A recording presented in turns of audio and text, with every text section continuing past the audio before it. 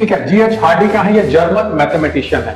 ठीक है, जी H Hardy German mathematician. इनका पूरा नाम अगर देखा जाए तो पूरा नाम है गॉडफ्रे तो हार्डी, उनका पूरा नाम है गॉडफ्रे हेरोल्ड हार्डी, जो कि ब्रिटिश मैथमेटिशियन है। दूसरे जो है विल हेल्म वेनबर्ग, वो क्या है? जर्मन मेडिकल डॉक्टर है। दोनों ने इंडिपेंडेंटली, जो कि मेंडल्स का लॉ था, उसी लॉ पे वर्क करके उन्होंने आइडेंटिफाई किया कि जनरेशन आफ्टर जनरेशन किसी भी पॉपुलेशन, लेकिन पॉपुलेशन कैसा होना चाहिए? लार्ज होना चाहिए।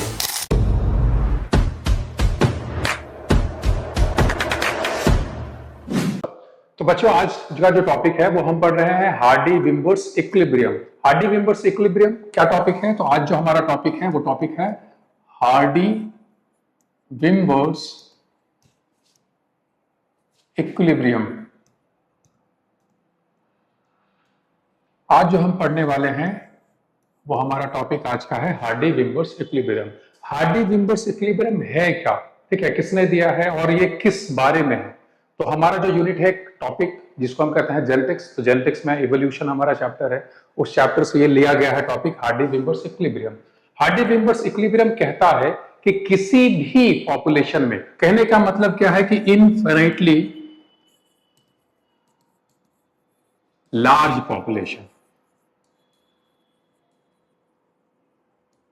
ठीक है, इनफिनिटली लार्ज पॉपुलेशन में अगर रैंडमली मीटिंग किया जाए तब क्या होगा कि जो फ्रीक्वेंसी है उस पॉपुलेशन का, वो जनरेशन आफ्टर जनरेशन कांस्टेंट रहता है। ये किसने कहा है? हार्डी-विम्बर्स इक्विलिब्रियम का ये स्टेटमेंट है, जिसमें क्या है? दैट इट स्टेट्स कि population frequency will remain constant after generation if there is a absence of any evolutionary factor. कोई भी इवोल्यूशनरी फैक्टर क्या है अगर एब्सेंस है उस पॉपुलेशन में, तो क्या होगा कि जनरेशन आफ्टर जनरेशन हमारा जो फ्रीक्वेंसी है उस पॉपुलेशन का वो कांस्टेंट रहेगा, कोई भी चेंजेस नहीं आएगा अगर रैंडम मैटिंग किया जाता है। तो इस इक्विलिब्रियम को स्टेट किसने इसको डिस्कवर्ड किया था? तो इसको डिस्कवर्ड किया गया था 1908 में। ठीक है, किसने किया है? तो जैसा कि इसमें लिखा है हार्डी-विम्बर्स, तो हार्डी एक साइंटिस्ट हैं और विम्बर्स दूसरे साइंटिस्ट हैं। तो दो साइंटिस्ट इंडिपेंडेंटली काम किए थे, ऐसा नहीं कि साथ में मिलकर के एक क्वेश्चन दिया गया। बाद में कंक्लूड किया गया है कि दोनों ने सेपरेटली इस काम को किया है। हार्डी जो थे, उनका पूरा नाम है जी.एच, पूरा नाम है जी.एच हार्डी। ठीक है, जी.एच हार्डी क्या है? ये जर्मन मैथमेटिशियन है। ठीक है, जी.एच हार्डी जर्मन मैथमेटिशियन। इनका पूरा नाम अगर देखा जाए तो पूरा नाम है गॉडफ्रे हेरोल्ड हार्डी। इनका पूरा नाम है गॉडफ्रे हार्डी हेरोल्ड, इनका पूरा नाम है। ये क्या है? एक ब्रिटिश मैथमेटिशियन है।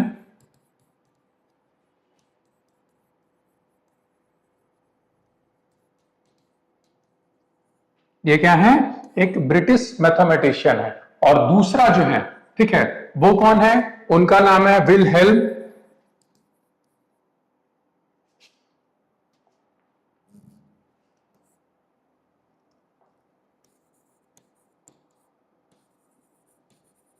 वेनबर्ग।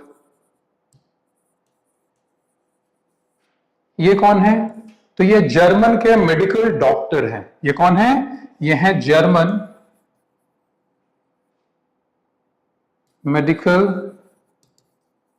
डॉक्टर।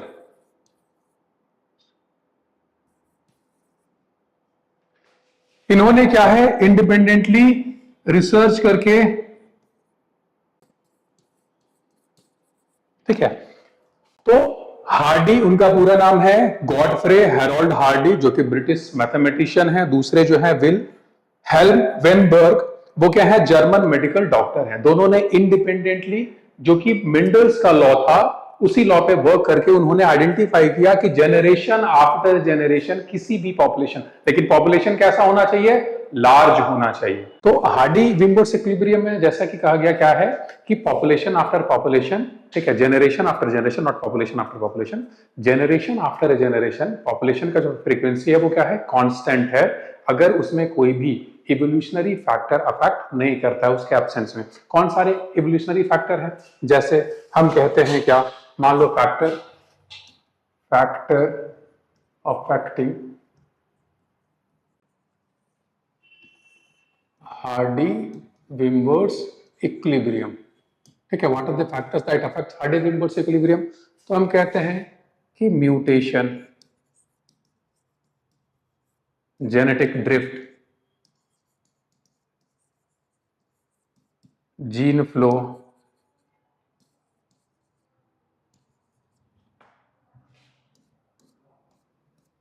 Choice mating. तो there are ETC, there are different types of factor. वो क्या कर सकते हैं, इस हार्डी-विम्बर्स इक्विलिब्रियम को अफेक्ट कर सकते हैं। इनके एब्सेंस में अगर मीटिंग होता है इनफिनाइट लार्ज पॉपुलेशन में, तब क्या होगा कि हमारा जो फ्रीक्वेंसी है वो कांस्टेंट रहेगा जनरेशन आफ्टर जनरेशन।